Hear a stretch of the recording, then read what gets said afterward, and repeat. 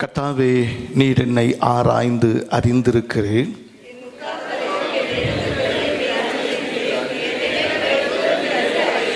நான் நடந்தாலும் படுத்திருந்தாலும் என்னை சூழ்ந்திருக்கிறீர். என் வழிகள் எல்லாம் உமக்கு தெரியும்.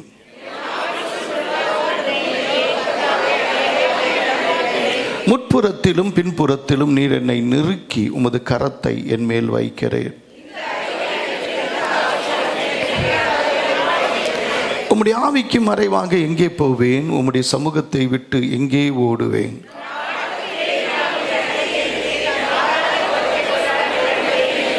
நான் விடியற் காலத்து செட்டைகளை எடுத்து சமுத்திரத்தின் கடையாந்திரங்களிலே போய் தங்கினாலும், இருள் என்னை மூடிக்கொள்ளும் என்றாலும், இரவும் என்னை சுற்றிலும் வெளிச்சமாயிருக்கும்.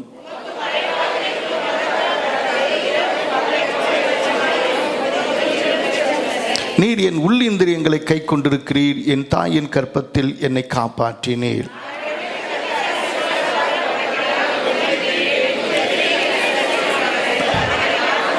நான் ஒளிப்பிடத்திலே உண்டாக்கப்பட்டு பூமியின் தாழ்விடங்களிலே விசித்திர வினோதமாய் உருவாக்கப்பட்ட போது என் எலும்புகள் உமக்கு மறைவாய் இருக்கவில்லை.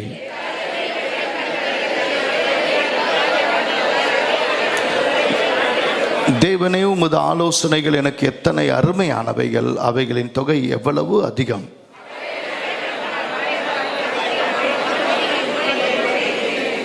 தேவனே, நீர் துன்மார்க்கனை அடித்தீரானால் நலமாயிருக்கும். இரத்த பிரியரே, நீங்கள் என்னை விட்டு அகன்று போங்கள்.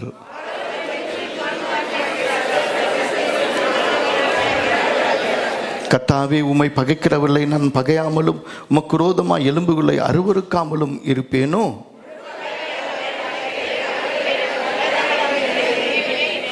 தேவனே, என்னை ஆராய்ந்து என் இருதயத்தை அறிந்து கொள்ளும். என்னை சோதித்து என் சிந்தனைகளை அறிந்து கொள்ளும். நித்திய வழியிலே என்னை நடத்தும். அல்லேலூயா. உட்காரலாம். 3 முக்கியமான காரியங்களை இன்றைக்கு நாம் பார்க்க முன்பதாக பக்கத்தில் இருக்கவங்க கையை பிடிச்சு சொல்லுங்க. நான் பிரமிக்கத்தக்க அதிசயமாய் உண்டாக்கப்பட்டவன். சொல்லுங்க, திரும்பி சொல்லுங்க. பிரமிக்கத்தக்க அதிசயமாய், fearfully and wonderfully அப்படின்னு இங்கிலீஷில் வருது. கர்த்தருக்கு ஸ்தோத்திரம். வானத்தையும் பூமியும் தமது சொல்லால் உண்டாக்கினவர் உன்னையும் என்னையும் தம் கரத்தால் உருவாக்கினார். அடிக்கடி சொல்லுவேன், கர்த்தர் ஒரு மனிதனை படைக்கும் போது அவனுக்கு ஒரு பெரிய நோக்கத்தை வைத்துத்தான் படைத்தார். ஒரு கற்பனையா சொல்லுவோம். இந்த உலகத்தில் கர்த்தரின் சாயல் எதுவுமே இல்லை. இந்த உலகத்தில் படைக்கப்பட்ட பறவைகள், மிருகங்கள், பூச்சிகள், புழுக்கள் எதிலும் தேவனுடைய சாயல் இல்லை, தேவனுடைய ரூபம் இல்லை, தேவனுடைய உருவமும் இல்லை, தேவனுடைய உள்ளமும் இல்லை. தேவனுடைய உருவாக்க நினைத்த எதுவும் அதற்குள்ள ஒரு கிரியேட்டிவாக இல்லை.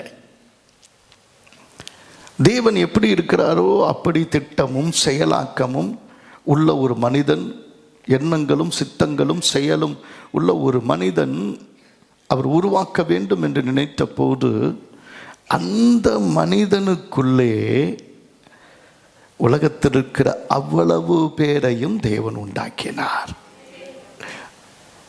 அல்லையா? எப்படி சொன்னீங்கன்னு எனக்கு தெரியல. நல்லா கவனிங்க. ஒரு மனிதனை உண்டாக்கும் போது மண்ணினால் மனிதனை உண்டாக்கினார் அப்படின்னு சொல்லும்போது இன்னொரு வார்த்தை எபிரேயில ஹியூமஸ், எபிரேய மொழியில் ஹியூமஸ் என்ற வார்த்தை வெறும் அழுக்கு. ஆனால் அதை உண்டாக்கும் போது கர்த்தர் ஒரு மனிதனுக்குள்ளே தமது சாயலை கொண்டு வரும்போது அந்த சரீரத்துக்கு மகிமை இல்லை, அவருடைய சாயலிலே, அவருடைய மூச்சு சுவாசத்திலே, அவருடைய நாசியில ஊதின அவருடைய ஆவியில தான் ஒரு மனிதன் இருக்கிறான் என்பதை உலகத்துக்கு உணர்த்த விரும்பினார்.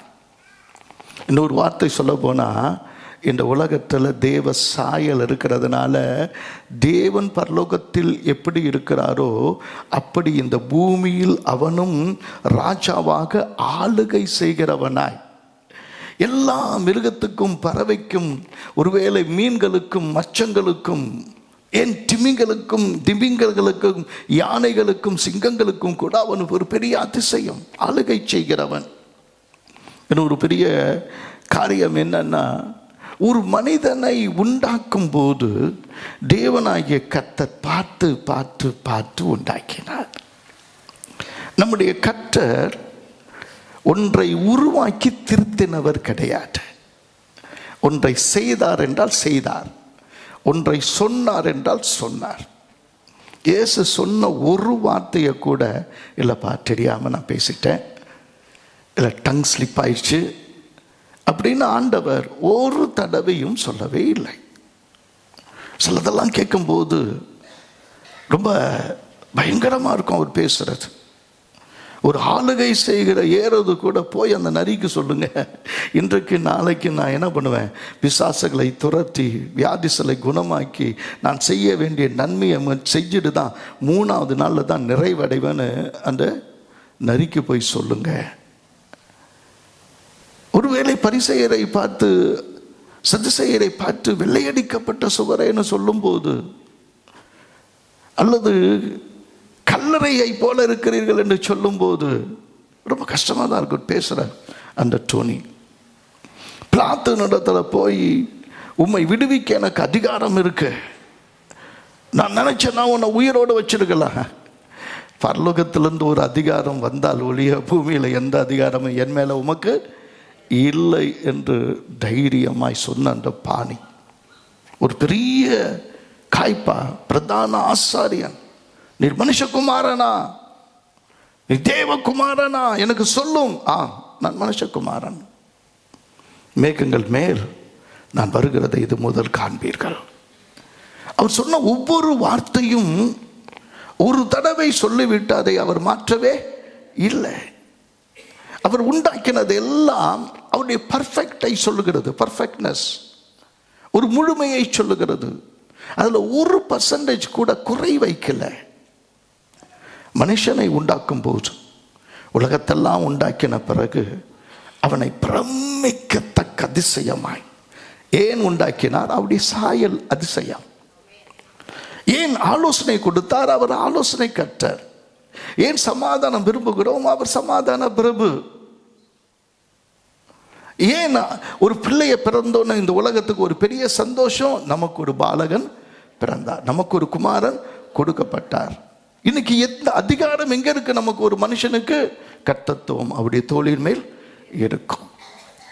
அப்ப கர்த்தர் ஒவ்வொன்றையும் பார்த்து பார்த்து, அவர் எப்படி ஒரு கிரியேட்டரோ அதை போல ஒரு மனிதனை தேவன் தமது சாயலிலே உருவாக்கும் திறனோடு கூட படைத்தார். உள்ளே 1000 திறமையோடு படைத்தார். நீயும் நானும் வெறுமையா இந்த பூமிக்கு வரல. நாம் யாரும் தவறாக படைக்கப்படலை, குறைவாகவும் படைக்கப்படலை. பக்கத்தில் சொல்லுங்க, நான் தவறாகவும் படைக்கப்படலை, குறைவாகவும் படைக்கப்படலை. அல்லேலூயா. இன்னொரு வார்த்தை சொல்ல போனா, விசித்திர வினோதமாய் நம்மை உண்டாக்கும் போது தேவனுடைய கரம் நம்முடைய உச்சம் தலையிலிருந்து உள்ளங்கால் வரை பார்த்து பார்த்து பார்த்து உண்டாக்கினது. இன்னும் ஒரு ரகசியத்தை நான் உங்களுக்கு சொல்லுகிறேன். ஒரு மனிதனை படைத்த பின்பு ஏன் இன்னொரு மனிதனை தேவன் அதே மண்ணிலே உண்டாக்கவில்லை? ஒரு மனிதனை தான் மனிதனிலிருந்து என்ன பண்ணாரு? அந்த மண்ணை எங்க படைச்சான்னு சொல்லல, எந்த இடத்துல இருந்து அவனை எடுத்தாருன்னு தெரியல. நம்ம போய் எடுத்துடுவோம் அப்படின்னு எடுக்கல. இன்னொரு மனிதன் அந்த இடத்துல என்ன பண்ணல, படைக்கப்படலை. அந்த மனிதனுக்குள் தான் உலகத்தில் இருக்கிற எல்லாரும் பிரதிநிதித்துவம் அப்படின்னு சொல்லுகிற அந்த சிட்டிசன்ஷிப் அல்லது அந்த ஹேர் அல்லது அதனுடைய மரபு, அதனுடைய உள்ளில் இருக்கிற அந்த டிஎன்ஏ எல்லாத்தையும் அந்த ஒன்றிலிருந்து தான் பெற்றுக்கொண்டோம். ஒரு மனுஷனை படைத்தாரா? ஒரு மனுஷனுக்குள் உலகத்தையே படைத்தாரா? கொஞ்சம் யோசிச்சு பார்த்தீங்கன்னா தலை சுத்தம். இன்னைக்கு இருக்கிற அவ்வளவு மனிதர்களுக்கான நாலேஜ் எங்கிருந்து வந்துச்சு? அறிவு எங்கிருந்து வந்துச்சு? சாயல் எங்கிருந்து வந்துச்சு? இத்தனை வித்தியாசங்கள் எங்கிருந்து வந்துச்சு? ஒவ்வொரு மனிதனும் ஒரு யூனிக், ஒவ்வொரு மனிதனும் வித்தியாசமானவன், ஒவ்வொரு மனுஷியும் வித்தியாசமானவன். அவ்வளவும் ஒரு ஆதாமுக்குள்ள அந்த மண்ணில் ஆண்டவர் பிரமிக்கத்தக்க உண்டாக்கப்பட்டபடியால் தேவன் எப்படி இருப்பாரு? நம்ம எல்லாரையும் கூட்டி பார்த்தா அவர் ஒன்றா இருப்பார். அந்த ஒன்றுக்குள்ளேருந்து தான் எல்லாம் வந்தது. அப்படி ஆவியை அளவிட்டவன் யாரு? அவருக்கு ஆலோசனை சொன்னவன் யாரு? அல்லேலூயா. அதனால தான் நீங்களும் நானும் பிரமிக்கத்தக்க அதிசயமாய் உண்டாக்கப்பட்டபடியால் உம்மை துதிப்பேன். அல்லேலூயா. உலகம் ஒரு மனிதன் எப்படி வாழ வேண்டும் என்று கற்றுக் கொடுக்கிறது. உலகம் வாழ்க்கைக்கான வழிகளை சொல்லத்தான் கல்வியை வைத்திருக்கிறது. எத்தனையோ குருஜிங்க இருக்கிறாங்க, மதங்கள் இருக்கிறது. ஆனால் இவன் எப்படி வாழ வேண்டும், இவன் எப்படி வளர வேண்டும் என்பதெல்லாம் ஒரு மனிதன் கையில் இல்லை. ஒரு மனிதனை படைக்கும் போது அவனுடைய வெற்றி அவனுக்குள் இருக்கும்படி தேவன் படைத்தார். அவனை உண்டாக்கின நோக்கங்களை அவனுடைய உள்ளத்தில், அவனுடைய சரீரத்தில் வைத்து அவருடைய சாயலை கொடுத்தார். தேவன் தோல்வியை காண முடியாது. தேவ சாயலான மனிதனும் தோல்வியில் வாழ முடியாது. காலையிலேயே உங்களை பார்க்கும்போது வெற்றிகரமாக தோன்றினவங்க மாதிரி தெரியுது. அல்லேலூயா. வாழ பிறக்கவில்லை. கர்த்தராகிய இயேசு கிறிஸ்துவின் நாமத்தில் ஜெயம் எடுக்க பிறந்திருக்கணும். உங்க சத்துருவை பார்த்து சொல்லுங்க, என் சத்துருவே சந்தோஷப்படாத, நான் விழுந்தாலும் எழுந்திருப்பேன். என் அதிகமாக தேற்றின வசனம், என் வாழ்க்கையை மாற்றின வசனங்களில் அது ஒன்று. என் சத்துருவே, நீ எனக்கு விரோதமாக என்ன பண்ணாத, சந்தோஷப்படாத, நான் விழுந்தாலும் எழுந்திருப்பேன். நான் இருள உட்கார்ந்தாலும் கர்த்தர் என்னை சுற்றிலும் வெளிச்சமாக இருக்கிறார். அல்லேலூயா. கர்த்தருக்கு ஸ்தோத்திரம். ஒரு மனிதனை தேவன் தாயின் வயிற்றிலே உருவாக்குறதற்கு முன்பதாகவே அவனுடைய வெற்றியை கர்த்தர் குறித்து விட்டார். நம்ம சொல்லுவோம், மீனுக்கு நீந்த கற்றுக் கொடுக்க தேவையில்லை, பறவைக்கு பறக்க கற்றுக் கொடுக்க தேவையில்லை. கொஞ்சம் மண்ணும் கொஞ்சம் தண்ணீரும் கொடுத்துட்டா ஒரு விதை வளர்ந்து ஒரு நாள் என்ன பண்ணுது, மரமாக மாறிவிடுகிறது. அதனுடைய வெற்றி, அதனுடைய வளர்ச்சி, அதனுடைய எதிர்காலம் அதனுடைய விதையிலே தேவனாகிய கர்த்தர் நியமித்தது உண்மையானால் இந்த உலகத்திலே கர்த்தராகிய இயேசு கிறிஸ்துவின் நாமத்தில் ஜெயம் கொடுக்கிற தேவனுக்கு ஸ்தோத்திரம் என்று சொல்லத்தக்கதாக தேவனாகிய கர்த்தர் உன் தோல்வியில் வாழல்ல, உன் வெற்றியை காணவே தேவன் இன்றைக்கு கொடுத்திருக்கிறார். இந்த நாள் கர்த்தர் உண்டு பண்ணின நாள், இதிலே கலிகுற கடவோம் என்று சொல்லுகிறவர்கள் ஆமே. நல்ல கரங்களை தட்டி கர்த்தரை மகிமைப்படுத்துங்க. அல்லேலூயா. கர்த்தருக்கு ஸ்தோத்திரம். ஆமென். நான் ஏன் இப்படி பிறந்தேன் என்று கேட்காத. கடந்த காலம் உன்னுடையதில்லை, நிகழ்காலமும் உன்னுடையதில்லை. ஆனால் உன் எதிர்காலத்தை கர்த்தர் தமது கரத்தில் வைத்திருக்கிறார். உன் எதிர்கால வெற்றியை யாராலும் தடுக்க முடியாது. மோசேயை கொஞ்சம் யோசிச்சு பாருங்க. ஒரு நாள் வெற்றியில துவண்டு போய் ராஜாவினுடைய கோபத்துக்கு பயந்து எகிப்துக்கு ஓடி போன ஒரு மனிதன், மீதியான் தேசத்தில் 40 வருடங்கள் என்ன செய்கிற, ஏன் வாழ்ற என்று தெரியாமலேயே வாழ்ந்து ஆடு மேய்ச்சிட்டு இருந்த ஒரு மனுஷன்.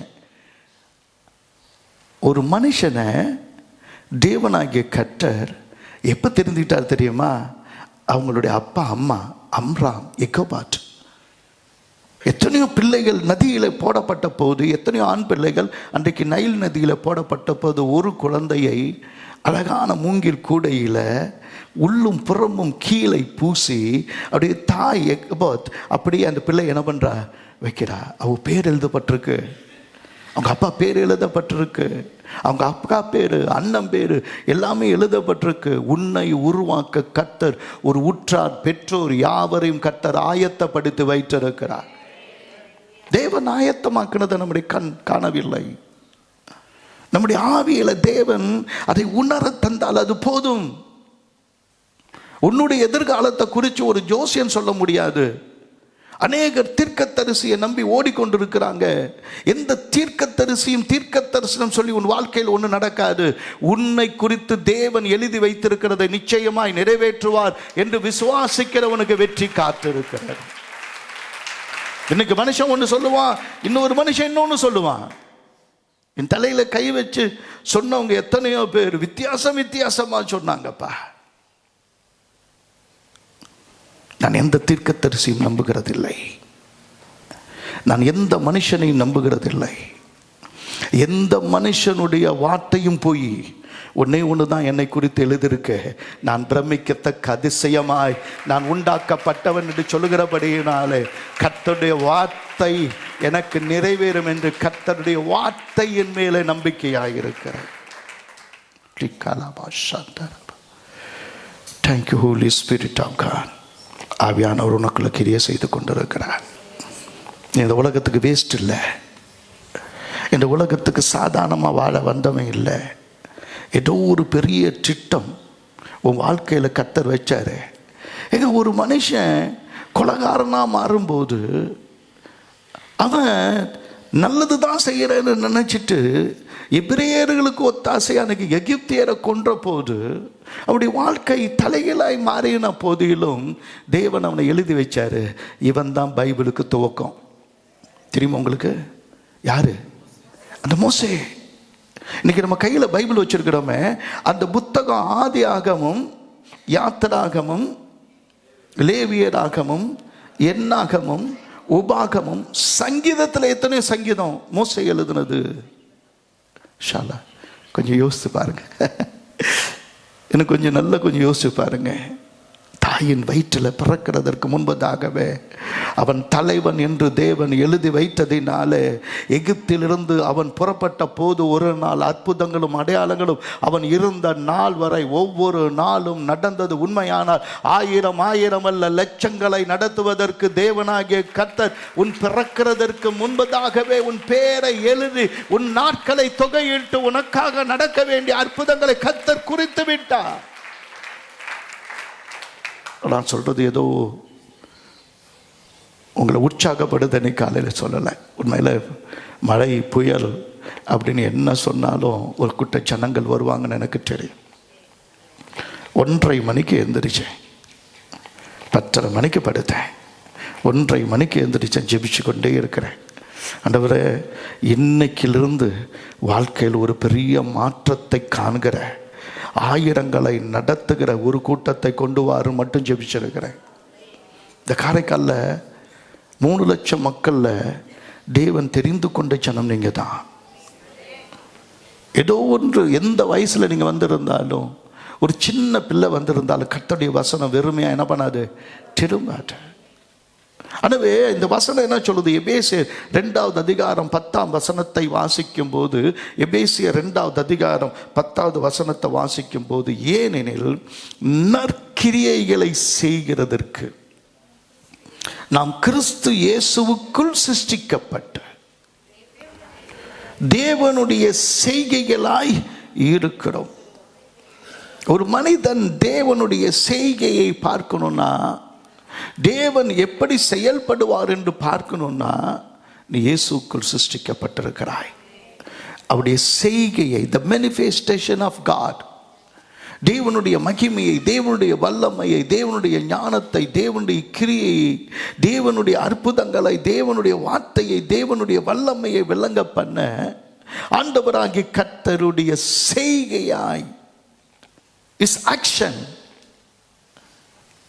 அவருடைய வேர்டுங்க இருக்கு, நல்லா கவனிங்க. அவருடைய வார்த்தைங்க இருக்கு, அவருடைய வல்லமை நம் நடுவில் இருக்கு. எத்தனை பேர் சந்தோஷமா இருக்கிறீங்க? எவ்வளவு பேர் உற்சாகமா இருக்கிறீங்க? ஹல்லேலூயா. தேவனுக்கு மகிமை உண்டாகட்டும். அவைகளில் நாம் நடக்கும்படி அவர் முன்னதாக அவைகளை ஆயத்தம் பண்ணியிருக்கிறார். ஆயத்தம் பண்ணியிருக்கிறார். நமக்காக ஒரு ஆயத்தம் நடந்தது. ஒரு கற்பத்தில் நாம் உருவாகிறதற்கு முன்பதாகவே நான் உங்களுக்கு சொல்லி கொடுத்துருக்கிறேன். ஒரு கற்பத்தில் ஒரு கரு உண்டாகிற நாள் முதற்கொண்டு பஸ்கா பண்டிகை ஆரம்பிக்கிறது. அந்த பிள்ளை 7வது மாதம் வரும்போது எக்கால பண்டிகை பிறக்கிறது. 10வது மாதம் அந்த பிள்ளை வெளிப்படும் போது கூடார பண்டிகை ஆரம்பிச்சிரு. ஒவ்வொரு வளர்ச்சியிலும் யூதர்களுடைய பண்டிகையை தேவன் வைத்திருக்கிறது போல உடைய வாழ்நாள் முழுதும் தேவனாகிய கர்த்தர் பண்டிகை வச்சிருக்கிறாரு. நாட்களை விசேஷித்துக் கொள்ளுகிறவன் கர்த்தருக்காக நாட்களை என்ன பண்றான்? விசேஷித்துக் கொள்ளுகிறான். ஏங்க 1ஆம் தேதி தானே ஆராதனை, ஏன் நவம்பரில் லாஸ்டில் வச்ச ஆராதனையாக இருக்காதா? 1ஆம் தேதி ஆராதனைக்காக வர கூட்டம் வரும். ஆனால் கர்த்தருக்கு நன்றி சொல்லுகிற ஒரு சின்ன கூட்டத்தை கொண்டு கர்த்தர் பெரிய காரியங்களை செய்வார். ஆமென். அவருடைய செய்கைகளாய் தேவன் உன் முடிவை தெரிந்து கொண்டுதான் உன் வாழ்நாளை ஆரம்பித்திருக்கிறார். ஒரு கதை ஆசிரியருக்கு ரொம்ப முக்கியத்துவம் உண்டு. அந்த கதை ஆசிரியருக்குத்தான் அந்த டைரக்ஷன் பண்ணுறாங்க பாருங்க, அந்த டைரக்ஷன் பண்ணுறவனுக்கும் கதை ஆசிரியருக்கு மட்டும்தான் அந்த கதையை பற்றி தெரியும். அது வெளியில் யாருக்கும் என்ன பண்ணிட மாட்டாங்க, சொல்லிட மாட்டாங்க. அதில் நிறைய கிளைமேக்ஸ் இருக்கும், அதில் நிறைய எதிர்பாராத பல காரியங்கள் இருக்கும். ஒன்று இங்கே எடுப்பான், ஒன்று ஊட்டியில் எடுப்பான், ஒன்று காஷ்மீரில் எடுப்பான், ஒன்று இமாச்சலில் போய் எடுப்பான். அவன் எங்கெங்கேயோ எடுப்பான். ஒன்றா சேர்ந்து அதை ஒன்று எடிட் பண்ணுவான், கொண்டு வந்து என்ன பண்ணுவான், செய்ப்பான். அதுக்கான மியூசிக் எல்லாமே அமைஞ்சு நம்ம மகா பெரிய திரைப்படமாக பார்க்குறோமே, அதெல்லாம் கதை. அந்த கதை ஆசிரியருக்கு கதையின் முடிவு நன்றாக தெரியும். படம் பார்க்கிறவனுக்கு கதை முடிவு தெரியாது. இது எங்க போய் முடியும் என்று தெரியவே தெரியாது. எல்லா கதைகளும் கடைசியில் மேக்சிமம் உலகத்தில் வெற்றியில் தான் முடியும். தோல்வியில் முடிஞ்சா படம் ஓடாது. ஹீரோ செத்துவிட்டானா, செத்துவிட்டவன் எங்கே இருந்து திரும்பி மண்ணிலேருந்து எழுந்து வருவான். இவன் ஒரு குண்டு சுட்டா அவன் செத்துடுவான் எதிரி. இவனை 100 குண்டு சுட்டாலும் இவர் என்ன பண்ண மாட்டார், சாவ மாட்டார். கையில் வாழைப்பழத்தை வச்சுக்கிட்டு ஜெயிப்பார். அவன் துப்பாக்கி வச்சுட்டு அவன் என்ன பண்ணுவான், செத்துருவான். என்னென்னலாம் கதை விடுவாங்க, கதை. ஆனால் ஏன் மக்கள் அதை விரும்புகிறாங்க, வெற்றியை என்ன பண்ணுறாங்க, விரும்புகிறாங்க. உலகத்தில் இருக்கிற எந்த மனிதனும் தோல்விக்காக அவன் தீர்மானம் எடுக்கவும் இல்லை, முயற்சி செய்கிறதும் இல்லை. நம்ம ஒவ்வொரு நாளும் வெற்றி பெறுவதற்காகவே தேவன் நம்மை படைத்திருக்கிறார். அல்லேலூயா. நம்ம படைக்கும் போது அப்படிதான். நான் அடிக்கடி சொல்லியிருக்கிறேன், நீங்கள் இருக்க வேண்டிய இடத்துல ஒரே ஒரு நாளில் 50 கோடி பேர் அந்த ஆட்டத்தை ஆரம்பிச்சாங்க. 500 மில்லியன். ஆராய்ச்சியாளர்கள் பெரிய பெரிய சயின்டிஸ்ட் சொல்றாங்க 500 மில்லியன், 500 மில்லியன், 500 × 10 லட்சம், 50 கோடி பேர் அந்த ஆட்டத்தை ஆரம்பிக்கிறதுக்கு, அந்த கோல் போடுவதற்கு வேகமாக முயற்சி பண்ணாங்க. அவங்க நடுவில் 50 கோடி பேர் அந்த ஆட்டத்தை ஆடி கொண்டிருக்கும் போது யார் கோல் போடுவான் அப்படின்னு சொல்லும்போது ஒரு விரல், 50 கோடி பேர் நடுவில் ஒரு விரல், இவனை நான் தெரிந்து கொண்டேன் என்று சொன்னா அந்த விரல் நீட்டின அந்த மனுஷன் நீ தான். புரிஞ்சிச்சுன்னா கைதட்டுங்க, புரியலன்னா அடுத்தவங்களை போய் கேளு. 50 கோடி பேர் மக்கள்ல உன்னை போலவே ஞானம், அறிவு, புத்தி, வளர்ச்சி, திட்டம் எல்லாமே உள்ள ஒரு கூட்டத்தின் நடுவில் அவருடைய விரல் பர்டிகுலரா ஒன்று நோக்கி இவன் தான், இவ தான் அப்படின்னு கை நீட்டுறதுனால தான் இன்னைக்கு நீயும் நானும் கர்த்தருடைய சபையில் கர்த்தரை துதிக்கிறோம். நான் பிரமிக்கத்தக்க அதிசயமாய் உண்டாக்கப்பட்டபடியால் கர்த்தரை நான் துதிப்பேன். ஹல்லேலூயா. கர்த்தருக்கு ஸ்தோத்திரம். நல்லா கவனிங்க, தேவன் தம்முடைய சாயலிலே நம்மை படைத்து விட்டபடியினாலே அவருடைய படைப்பாற்றலை குறித்து ஒரு கேள்வி வந்துவிட கூடாது என்பதற்காக அவர் சிருஷ்டித்த ஒவ்வொரு மனிதனுக்கும் சில காரியங்களை தேவன் வைத்திருக்கிறார். ஓசியா 4வது அதிகாரம் 6ஆம் வசனத்தில் என் ஜனங்கள் 4வது அதிகாரம் 6ஆம் வசனம் ஓசியாவிலே, என் ஜனங்கள் அறிவில்லாமையினாலே சங்காரமாகிறார்கள். என்ன அறிவு? 6வது அறிவு என்பது படைத்தவர் உன்னை குறித்து என்ன அறிந்திருக்கிறாரோ அதை அறிகிற அறிவு. ஜெபம், வேத வாசிப்பு, உபவாசம், சபை எல்லாமே ஒரே ஒரு காரணத்துக்காக. உன்னை படைத்தவர் உன்னை குறித்து என்ன எழுதி வைத்திருக்கிறாரோ அந்த ஓட்டத்தில் நீ நடக்க வேண்டிய வழியில் நடந்து நீ வெற்றி பெற வேண்டும். நல்ல போராட்டத்தை போராடினேன், ஓட்டத்தை முடித்தேன். இது முதல் எனக்காக என்ன இருக்கு? ஜீவ கிரீடம் காத்திருக்கிறது என்று சொல்லும்படிதானே தேவன் அந்த அறிவை கர்த்தர் உனக்கு கொடுக்க வேண்டும் என்று விரும்புகிறார். நான் ஏன் பிறந்தேன், நான் ஏன் வாழ்கிறேன், நான் இன்னும் எவ்வளோ நாள் இருப்பேன், என் எதிர்காலம் என்ன, நான் எங்கே போய் முடிவேன், எனக்குள்ள என்ன இருக்குது, என் போராட்டம் ஏன் மற்றவங்களுக்கு தெரியல, என்னுடைய குறித்து என்ன எழுதியிருக்கு, நான் எங்கே பிறந்தேன், நான் எங்கே வளர்ந்தேன், நான் எங்கே இருந்தேன், நான் என்ன செய்ய போகிறேன், இப்படி 1000 கேள்விகள் ஒரு மனிதனுக்குள் இருக்கிறது. சிலர் ஏன் என்னை வெறுக்கிறாங்க, சிலர் ஏன் என்னை விரும்புகிறாங்க, சிலர் ஏன் எனக்கு உதவி செய்கிறாங்க, சிலர் ஏன் எனக்கு பகையாளி ஆகுறாங்க, என்னை சுற்றிலும் ஏன் இந்த காரியங்கள் நடக்கிறது.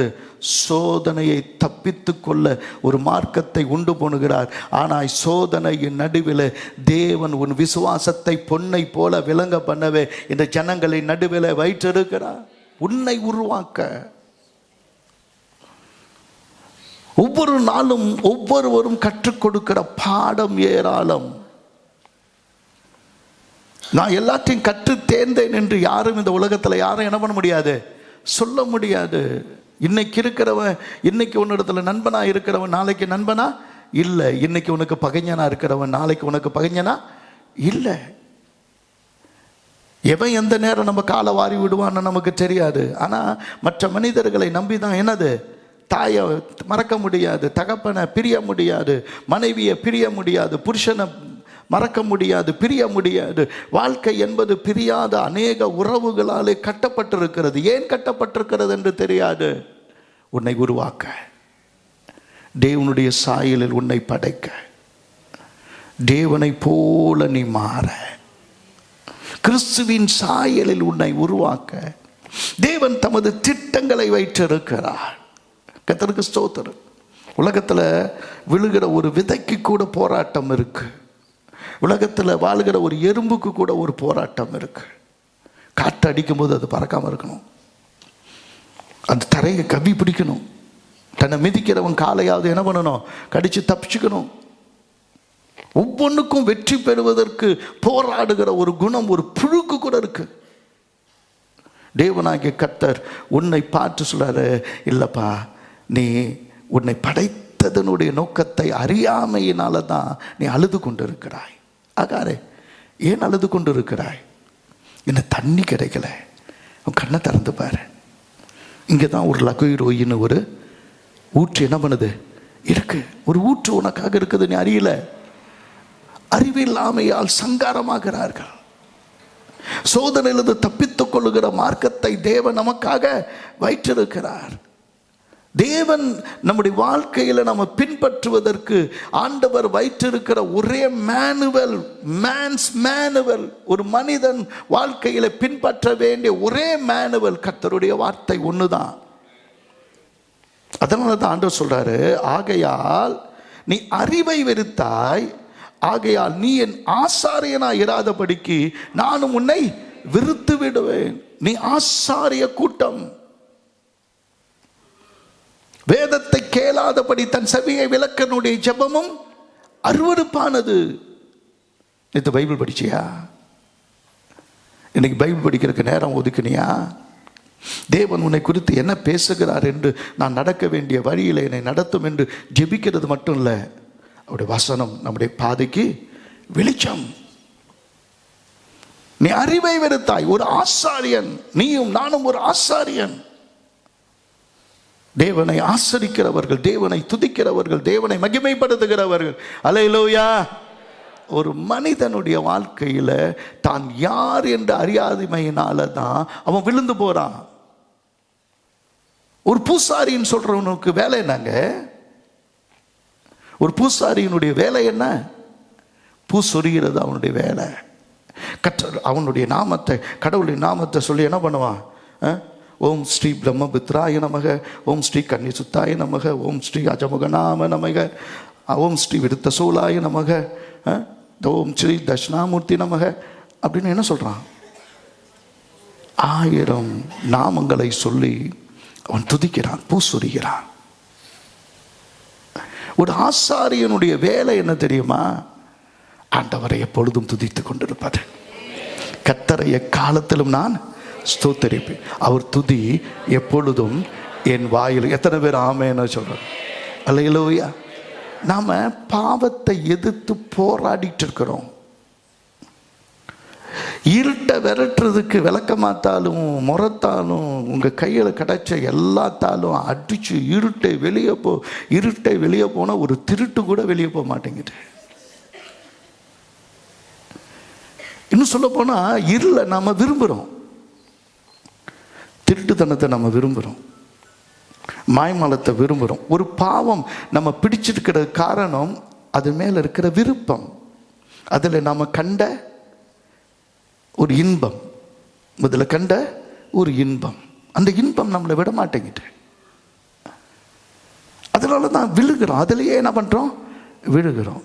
ஆனால் கர்த்தரை நான் எக்காலத்திலும் ஸ்தோத்தரிப்பேன், அவர் துதி எப்பொழுதும் வெற்றிக்கு அடிப்படை கர்த்தரோடு வாழ்வது.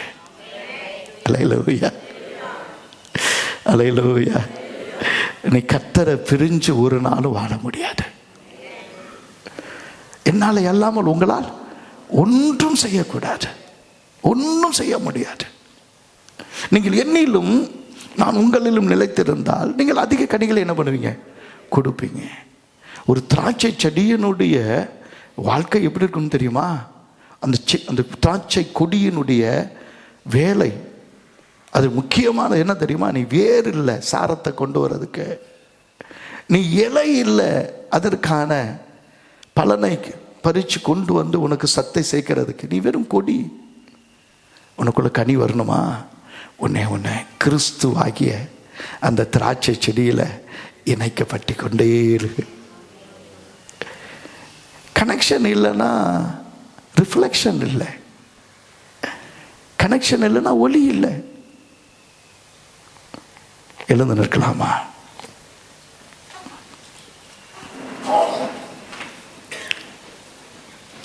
கர்த்தரோடு கூட உன்னுடைய உறவு எப்படி இருக்கு? நீ பிரமிக்கத்தக்க அதிசயமாய் உண்டாக்கப்பட்டாய், நீ அதிசயமானவன். கோடிக்கணக்கான உன்னை போல மக்கள் இருந்தல தேவனுடைய விரலினால் சுட்டி காட்டப்பட்டதினால நீயும் நானும் பிழைத்திருக்கிறோம். உன்னை குறித்து கர்த்தருடைய பெரிய நோக்கம் இருக்கு. எத்தனையோ பேர் உன் இடத்துல இருக்கணும்னு நினைச்சாங்க. உன் தாய் தகப்பன் கூடையில வச்சு நீ வெள்ளத்தில் அமிழ்ந்து விடாதபடி அழகா கீழெல்லாம் பூசி வெள்ளத்தின் ஓட்டத்தில நதியின் ஓட்டத்தில் ஓடி வர ஒரு தமக்கை உன்னோடு கூட ஓடி வந்து உன்னை வளர்க்க ஒரு இளவரசியின் கையில கர்த்தர் கொடுத்து உன்னை அழிக்கணும்னு நினைச்ச எத்தனையோ பேர் நடுவில் நீ வாழ்ந்து கொண்டிருக்கிறாய். அல்லேலூயா. அவர் நல்லவர். அவரை பிரியாத ஒரு இருதயம் இருக்குமானா உன் வேலையின் நடுவில் அவரை துதிக்க முடியும். எந்த சோர்வின் நடுவில் உன்னை அவரை துதிக்க முடியும். எந்த நாளிலும் உன்னை துதிக்க முடியும். தேவனுக்கு மகிமை செலுத்த முடியும். கர்த்தரால நீ ஜெயம் பெற முடியும். கர்த்தர் உன் நடுவில் பெரிய காரியங்களை செய்ய முடியும். சொல்லுங்க, நான் பிரமிக்கத்தக்க அதிசயமாய் உண்டாக்கப்பட்டேன், அதனால் நான் நம்மை துதிப்பேன், அதனால் உம்மை துதிப்பேன். எனக்குள்ள ஒரு குறையும் இல்லை, நான் சுகமாக தான் இருப்பேன். எனக்கு எந்த தேவை இருந்தாலும் அதை நீங்க பார்த்துக்குவீங்க. என் தேவைகள் ஒன்றும் குறைவுபடாது, என் வாழ்க்கையில் ஒன்றும் குறைவுபடாது. என் சரீரத்தில் ஒன்றும் குறைவுபடாது, என் சுகத்தில் ஒன்றும் குறைவுபடாது, என் நம்பிக்கை ஒரு நாளும் கெட்டு போகாது, என் விசுவாசம் ஒரு நாளும் கெட்டு போகாது. ஏனென்றால் நான் பிரமிக்கத்தக்க அதிசயமாய் உண்டாக்கப்பட்டபடியால் உம்மை துதிக்கிறேன். ஓ ஹalleluya ரபலபரிகலதரப ஓ ஹalleluya ரபலப ஷதரபலப தூரபலபதீர ஓரிகல் கரதரபலபரஹது யரைகே ஏகத்துர பலப ஷதரபலபதி ஏகத்துன மலபரஹது கலோரி பலப ஷதரபலப துரபலபதீர. ஹalleluya ஹalleluya ஹalleluya. உம்மை துதிக்கிறோம் அப்பா, எப்பொழுதும் உம்மை துதிக்கிறோம். இயேசு கிறிஸ்துவின் பெயரால் கேட்கிறோம் பிதாவே, ஆமென். என் ஆத்துமாவே கர்த்தரை ஸ்தோத்திரி, என் முழுமே கர்த்தருடைய பரிசுத்த நாமத்தை ஸ்தோத்திரி. என் ஆத்துமாவே கர்த்தரை ஸ்தோத்திரி, கர்த்தர் செய்த சகல உபகாரங்களையும் மறவாதே. ஆமென். ஹல்லேலூயா. கர்த்தர் உங்களை ஆஸ்வதிப்பாராக.